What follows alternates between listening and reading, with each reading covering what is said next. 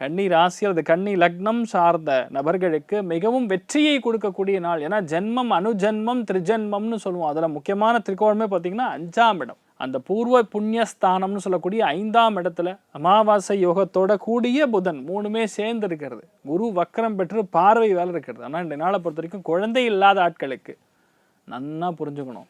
குழந்தை இல்லாத ஆட்களாக இருந்தாலும் சரி, குழந்தைகள் இருந்து குழந்தைகள் சரியா இல்லை அப்படின்னு சொல்லக்கூடிய ஆட்களாக இருந்தாலும் சரி, பூர்வீக சொத்துக்கள் விற்கணும் ஆனால் நடக்க முடியல, கஷ்டமாக இருக்குன்னு சொல்லக்கூடிய ஆட்கள் யார் இருந்தாலும் சரி, இவாளுக்கு அத்தனை பேருக்கும் நல்லது நடக்கணும்னா வீட்டில் முன்னோர்களுக்கு செய்ய வேண்டிய தர்ப்பணங்கள் சரியாக செய்யணும். முன்னோர்களுக்கு செய்ய வேண்டிய பிண்ட பிரதானம், அந்த பிண்ட பிரதானத்தை கரெக்டாக பண்ணணும். அதேமாதிரி பித்ரு காரியங்கள்லாம் கரெக்டாக பண்ணணும். வீட்டில் படையல் போட்டு பெரியவாளுக்கு நீங்கள் நைவேத்தியம் மாதிரி பண்ணி அதை நீங்கள் மட்டும் சாப்பிடணும். நீங்கள் மட்டும்னா உங்கள் குடும்பத்தினர் மட்டும், உங்கள் ஃப்ரெண்ட்ஸ் எல்லாம் கூப்பிட்டு பார்ட்டி பண்ணுற மாதிரிலாம் பண்ணக்கூடாது. சம்மந்தமில்லாத விஷயத்தை சாப்பிட்டாங்கன்னா பிரச்சனை கொடுக்கும்.